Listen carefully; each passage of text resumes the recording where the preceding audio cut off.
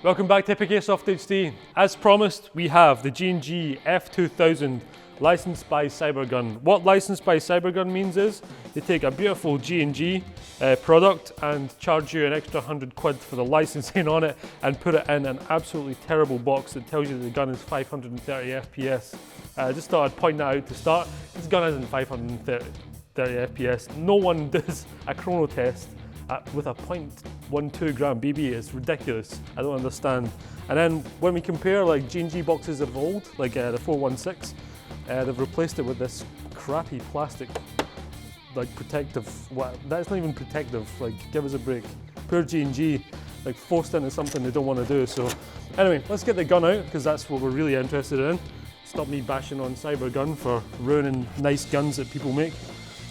This is the F2000 Hunter version. What makes this a Hunter version is that it's got the 3.5 power scope on the top that the F2000 actually comes with. The gun's obviously made by EpicAirsoftHD. It's been a big favourite with airsofters all over the world. Made by, I think it's FN, for the Israeli market. This has been around for a long while now. I think first seen it was that kind of guy, the SEAL guy with the really croaky voice. Oh, this gun, oh my god, it shoots a million miles on YouTube. So I've always been interested in it until I got my hands on it. It's really strange looking, obviously. It comes in black and tan, and obviously a built-up design. It takes Stanag mags that fit in the back here. Some really slick features on it. The magazine release is actually under here, so you grab the mag, knock it up with your index finger and just yank it out. So quite ergonomic, as ergonomic as a bullpup can be. I'm not a big fan, in case you haven't guessed already. In the back here, in the butt plate, is where you house the battery, so that we can just yank this off. It doesn't come off in any kind of fashion other than pull and slide, which I can't do now, even though Steve's told me. No. Need to work this out again, Graeme. That's to come off. Right. How the fuck did it get it off in the first place? Stop rolling just now. May as well start again. Honestly, man, I do not know how to get this thing the fuck back on again. Is that it? Nope. Alright, so let's go through some of the features of the gun itself. We'll start from the front. It's got a very unique flash hider, FN's own flash hider. It's a really odd shape. It's made as well so you can get a quick detached suppressor. I don't think anyone makes it, unfortunately. It's a pretty cool little thing. Slides over the top, just clip it into place and it stays there. You've got your gas adjustment at the front, which does nothing for the airsoft version. You've also got a sling attachment here. Really good if you run a 2-point sling, which is pretty much ideal for a bullpup design gun. On this side, you've got your charging handle. Pulls up, locks into place, and you can flick it down and it will obviously go back to the front of the gun. It's not functional, so it doesn't give access to the hop unit. We'll get to that later on. On this side, it has a full shell ejecting port. This was where the shells would eject from the real thing, which is really neat. If you just Google or YouTube FN2000, like the real gun, you'll see the shells actually come out of the front here and they're away from the shooter. They don't ping away, miles and miles away and get into other people running about his face. So cool little feature. They actually included the fake ejection port on there, so that's very good of you, G&G. Your fire selector is much like the P90 one. You're on safe, semi, and full auto. And you just click that into place. It's really easy to access with both right and left hand, so you can just click it with your trigger finger into the different segments. Really stiff as well, so it won't move into full auto while you're firing semi. Get yourself into trouble if you're playing a semi-only game. The scope itself is another really nice feature. It's got iron sights at the top, so when you're kind of aiming down the sight there, you've got your iron sights, and then you can move down onto the scope, which is kind of a 3.5 magnification. So it's a nice transition between iron sight, CQB, and then going into your kind of longer range kills. Inside here, you've got your hop unit. It's a sort of M4 style hop unit they put in there. Nice tight winding wheel, as I really like G&G hop units. They do a really good job of lifting BBs and staying there, because the G&G, they're actually really stiff. They're hard to move with your finger, but you really want that, because when you're out in the field and you need to keep adjusting your hop unit because it keeps moving off, it's a real pain in the backside. So good feature there. Your battery is also housed in the back of this butt plate. I'm not going to take it off because it's absolute pain and the review would end up 10 minutes long. And also you've got your spring adjustment, so you can adjust the power on the fly if you've got a flat-headed screwdriver. Another nice feature, but not so good if your field doesn't allow that. I've seen a lot of fields that don't allow it because you can change this gun from roughly 350 feet per second to 410, which is a big jump in power, especially for here in the UK.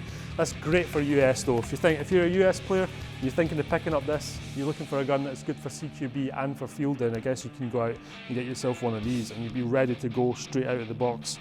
Other features of the gun are the magazine release is pretty cool actually. It's alright for a bullpup gun. Once you've got your magazine in there, you just grab the mag, so you can do this on the fly, it's really easy to do. Grab the magazine, push up the index finger and yank it out. This is your mag release button here, so that's the only mag release on this gun. It's none up like the M4 kind of style ones that you'll see on the UAR, which we'll actually have up for review soon, so it'll be good to compare this real steel kind of replica gun to something that is purely airsoft related. So let's take this out in the shooting range and see how it stacks against the other bullpups that we've tested before. Okay, for this test we're using 0.25 gram BBs and of course we're going to do the semi-automatic test first and then the full auto test second. The reason we use the vise, of course, is to eliminate any human element. You want to see how good the gun shoots and not me. So we're actually using it as a steady. The vise doesn't necessarily hold it really hard in place, so we have to use a sort of shooter's point of view as well. A lot of people say, oh, the gun moved in the test. Well, of course it did. Like, we can't fix the gun completely, it's ridiculous. So what we do is I hold the crosshair as much on center target as possible, so you get the closest accuracy reading than we can really get, to be honest. All right, also you can see up on the top right hand side of the screen up here is the chronograph test that we did earlier, and of course it wasn't shooting 530 FPS, it was shooting more like 350, 360. So let's do the semi-auto test first. And lock the gearbox.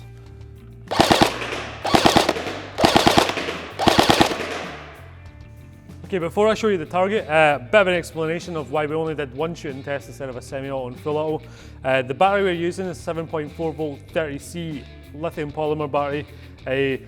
Was not really performing well. Actually, it's to do with the gun. The gears aren't shimmed too great and the motor height adjustment is a little bit awkward, so you get that kind of clunky reaction on semi-automatic. When we move to fully automatic though, it's not a problem.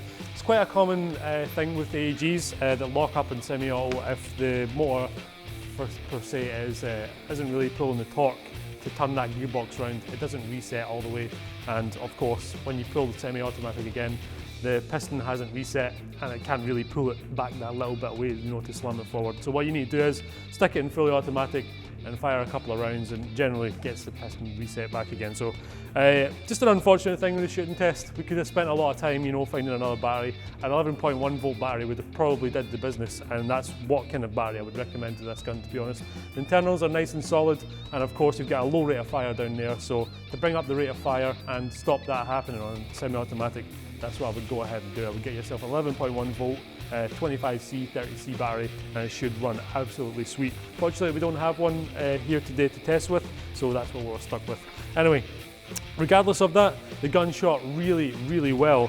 We've got slight vertical movement here. That might be due to the vise actually. I could feel the gun sort of moving up and down very, very slightly, but it's enough to throw it off. So you get a really nice, neat cluster roughly here in the center of the target. So if you've got your scope zeroed in, which is pretty easy to do, to be honest, you're going to hit the target every single time. In fact, if this was kind of centerized, not in a vertical pattern, it would actually be a really nice, neat cluster, and probably one of the best guns that we've tested here in the show.